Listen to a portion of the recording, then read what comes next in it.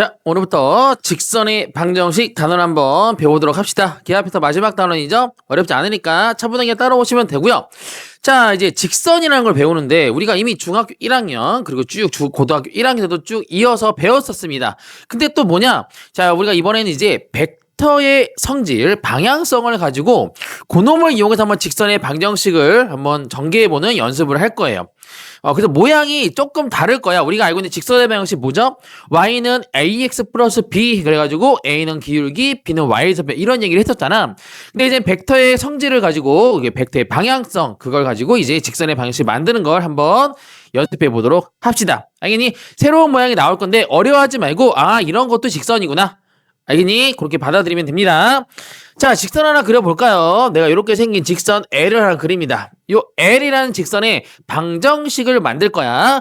자, 이 직선 L의 특징은 뭐냐면 A라는 점을 지납니다. 요 A라는 점을 지나는데 자, 이놈이 어떻게 표현될 거냐면 이 직선이 갖고 있는 기울기가 있을 거냐. 그치? 이 기울기하고 평행한 새로운 벡터를 하나 만들 거예요. 이거는 원자부터 시작하는 벡터라고 할 거고 오케이? 얘랑 평행한 이 벡터를 우리가 뭐라고 쓸 거냐면 U 벡터라고 쓰고 이제부터는 얘를 이제 우리가 방향 벡터라고 부릅니다. 방향 벡터. 마치 이제부터 얘가 우리 직선의 방정식을 배울 때 기울기 역할을 할 거예요. 오케이? 자, 이런 U 벡터를 방향 벡터라고 할 거고 이 직선 L 위에 있는 임의의 점 좌표를 하나 P라고 잡읍시다. 알겠니? 결국 직선이라는 게 뭐냐면 점들이 모여가지고 쭉 연결된 게 직선이 되는 거잖아. 그치? 그 임의의 점 P를 잡았어. 이랬을 때 여기서 원점에서부터 여기까지 가는 A 가는 위치 벡터를 내가 A 벡터라고 쓸 거고 원점에서 P까지 날아가는 요 벡터를 P 벡터라고 해봅시다. 오케이? 자, 그러면 어떤 일이 벌어지냐면 얘들아 AP 벡터랑 요 방향 벡터인 U 벡터가 서로 평행하죠? 우리가 평행하면 뭐로 표현할 수 있다? 그렇지. 실수배로 표현할 수 있었잖아. 이런 식으로 AP 벡터와 방향 벡터 U 벡터가 서로 평행하니 얘네들을 가지고 어떻게 표현할 수 있다? AP 벡터에다가 K 곱하기 U 벡터라는 실수배로 표현할 수가 있겠네. 맞아. 그러면 얘를 이제 뭐 할 거냐면 얘를 쪼갭니다. AP 벡터는 결국 P 벡터 마이너스 A 벡터가 될 거고 K의 U 벡터 이렇게 될 거 아니겠니? 그래서 A 벡터만 넘기면 어떤 모양이 되냐? 빵빵빵 P 벡터라는 거는 A 벡터 플러스 KU 벡터가 되는데 요거를 우리가 벡터로 활용한 직선의 방정식, 벡터 방정식 이렇게 부르기도 하고요. 요게 직선을 나타내는 방법이 될 거야. 알겠니?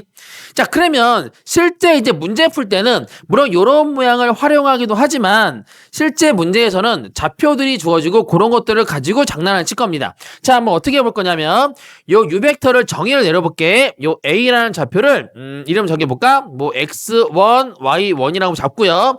U 벡터의 크기를 내가 A, B라고 위치 벡터를 정해볼게요. 성분으로 정해둘게. 그리고 요 P의 좌표를 X, Y라고 설정했다. understand? 자, 그리고 여기다가 대입을 할 거예요. 대입을 하면 어떤 일이 벌어질 거냐면 P 벡터라는 거는 X, Y가 될 거고 A 벡터라는 거는 X1, Y1이라는 좌표가 될 거고 더하기 방향 벡터 A, B에다가 K를 곱했으니까 뭐가 되니? AK 그리고 BK 이렇게 되겠죠? 따라오니? 자, 그러면 이 식을 전개하면은 X, Y는 X 더하기 AK 그리고 Y1 더하기 BK 꼬라지가 될 거야. 맞아?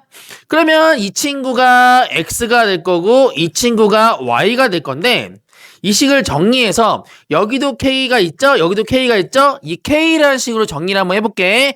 X를 일로 넘기고 오케이? 얘가 X니까 일로 넘긴 다음에 그 여기서 어떤 식이 나오냐면 K라는 거는 A분의 이거 넘어가고 뿅뿅하니까 뭐가 돼?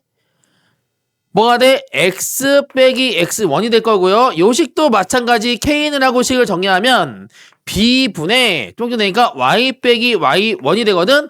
여기서 나오는 K나 여기서 나오는 K가 서로 똑같죠? 그래서 얘를 같다라고 넣을 거고 바로 요 방법이 직선의 방정식을 표현하는 방법이다. 요거를 외워주시면 됩니다. 얘가 이제 직선의 방정식이야. 어떤 직선의 방정식이야? 방향 벡터가 a, b이고 어떤 점을 지나 x1, y1을 지나는 직선을 표현한 거다. 당연히 예를 하나 들어볼까요? 어떤 점을 지나냐면 점 A라는 점 2, 4를 지나고요. 방향 벡터가 뭐 3,7이야. 이랬을 때 직선을 한번 구해봐 그러잖아. 그러면 이 방향 벡터를 밑에다 써주시고요. 3분의 쓰시고 7분의 쓴 다음에 2, 4를 지나니까 x-2 y-4라고 쓰면 되는 겁니다. 알겠니? 오케이? 그래서 방향 벡터가 뭐라고? 방향 벡터가 a, b이고 요렇게 a, b라고 쓰시고 어떤 점을 지나 x1, y1을 지나 직선의 방식을 표현하는 벡터 방정식 이렇게 직선의 방정식으로 외워주시면 됩니다. 알겠니? 간단합니다. 이렇게 하시고 하나 더 들어갈까요? 자, 이제는 두 점을 지나는 직선의 방정식을 구해봐 이렇게 나올 거예요. 두 점. A라는 점을 내가 x1, y1이라고 쓰고요. B라는 점을 x2, y2라고 씁시다. 오케이? 자, 이 두 점을 지남. 그러면 우리가 뭘 알아야 돼? 기울기를 먼저 구해야 되잖아. 기울기의 역할을 하는 게 뭐다? 바로 이 방향 벡터다. 방향 벡터. 알았니? 즉, 이 방향 벡터라는 게 AB 벡터와 평행할 거 아니야. 맞지? 오케이. 그래서 우리가 먼저 방향 벡터를 구하고 들어가는데요. 방향 벡터는 뭐가 되냐면 x끼리 뺀 거에서 y끼리 뺀 거. 오케이? 방향 벡터가 뭐라고?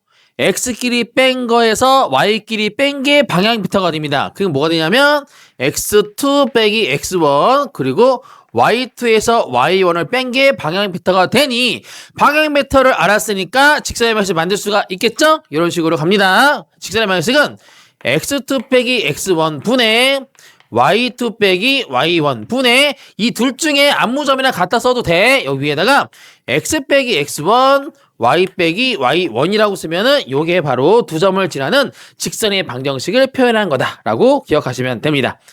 당연히 좀 생소하죠? 우리가 y는 ax 플러스 b 그러다 갑자기 이상한 모양이 나왔네. 맞아? 자, 이거 연습할 거니까 자 일단 문제로 들어가서 활용해 봅시다. 고!